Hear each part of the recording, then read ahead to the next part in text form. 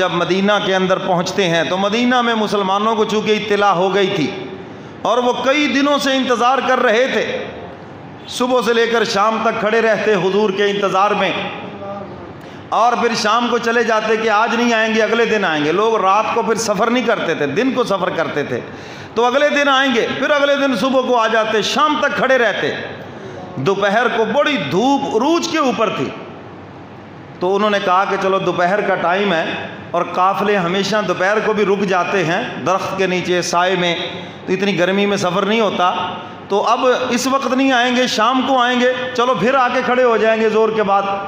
ابھی مسلمان اپنے گھروں کو لوٹے ہی تھے کہ ایک یہودی نے آواز لگائی، او مسلمانوں تمہارا مدعا آ گیا ہے، مدینے کی جانب سوار آ رہا ہے، مدینے کی جانب سوار آ رہا ہے، محمد بمثل بہار آ رہا ہے، صلی اللہ علیہ وسلم، محمد بمثل بہار آ رہا ہے، مدینے کی جانب سوار آ رہا ہے۔ سبحان اللہ، ساتھ ہی کہہ دو ماشاءاللہ۔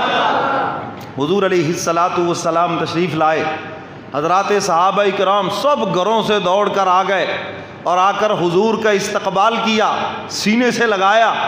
ایک تڑپ تھی، ایک کیفیت تھی کہ حضور تشریف لے آئے، اور مدینے کی جو بچیاں تھیں انہوں نے بھی حضور کی محبت کے اندر ترانہ گایا، فرمایا طلع البدر علینا من ثنیات الوداع وجب الشکر علینا ما دعا للہ داعی۔ آج ہم میں بدر کا چاند طلوع ہو گیا ہے، کہہ دو سبحان اللہ۔ 14ویں کا چاند آج ہم میں طلوع ہو گیا ہے، اور اللہ کا شکر ہم سب کے اوپر واجب ہے، ہم سب پر واجب ہے۔ تو حضور علیہ الصلاۃ والسلام مدینہ میں تشریف نہیں لائے تھے، تو مدینہ کا نام تھا یثرب۔ کیا نام تھا مدینہ؟ یثرب، اور یثرب کا معنی تھا بیماریوں کا گھر۔ یثرب کا کیا معنی تھا؟ بیماریوں کا گھر۔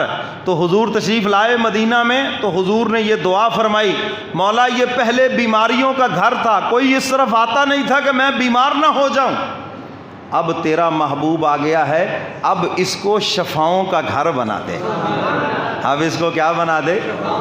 روحانی جسمانی بیماریوں سے شفا کا اس کو گھر بنا دے۔ آج کتنے لوگ ہیں جو کہتے ہیں مولوی صاحب ہم جب مدینہ کی حدود میں داخل ہوئے دل کی کیفیت اور ہو گئی، مدینہ کی حدود میں داخل ہوئے ایسے لگ رہا ہے جیسے بیماری ختم ہو گئی۔ میں نے کہا یہ سب حضور کی دعا کی برکت ہے۔ مکہ مکرمہ کے اندر ابراہیم علیہ الصلاۃ والسلام کی دعا ہے، حضور کے دادا حضرت ابراہیم کی دعا ہے، یا اللہ مکہ کی طرف ہر بندے کا دل کھینچا رہے، افئدۃ من الناس تہوی الیہم، لوگوں کے دلوں میں اس کی کشش رہے، اور ان کو پوری دنیا کے جتنے فروٹ ہیں وہ سب عطا کر دے۔ یہ ابراہیم علیہ الصلاۃ والسلام کی دعا تمہیں مکہ میں نظر آئے گی، پوری دنیا میں جتنے فروٹ ہیں سارے کے سارے ایک وقت میں تمہیں مکہ مکرمہ میں ملیں گے۔ جو فروٹ پاکستان میں پیدا ہوتے ہیں یہاں پر ہمارے ہاں آج کل وہ نہیں، ان کا موسم نہیں ہے۔ اگر آپ کا کوئی دوست مکہ مکرمہ میں ہو، آپ اس کو فون کر کے پوچھیں، وہ کہے گا جی مکہ میں موجود ہے، اگرچہ وہ کسی ملک کے ہوں، یہ الگ بات ہے۔ آم پاکستان میں ختم ہو گیا، وہاں پر کسی اور ملک کے پڑے ہوں گے لیکن آم موجود ہوں گے۔ دنیا کے اندر جتنے فروٹ ہیں، اگر آپ کہیں کہ میں نے سارے فروٹ ایک شہر میں دیکھنے ہیں تو وہ مکہ مکرمہ ہے۔ اور یہ ابراہیم علیہ الصلاۃ والسلام کی دعا ہے کہ مولا اس گھر کی محبت لوگوں کے دلوں میں ڈال دے، کھینچے چلے آئیں اس کی طرف، جو نہ دیکھ سکے وہ بھی تڑپے، جو ایک مرتبہ دیکھ لے دوبارہ دیکھنے کو تڑپے۔ اور مولا اس مکہ والوں کو پوری دنیا کا جو رزق فروٹ ہے وہ سب ان کو عطا کر، سبحان اللہ۔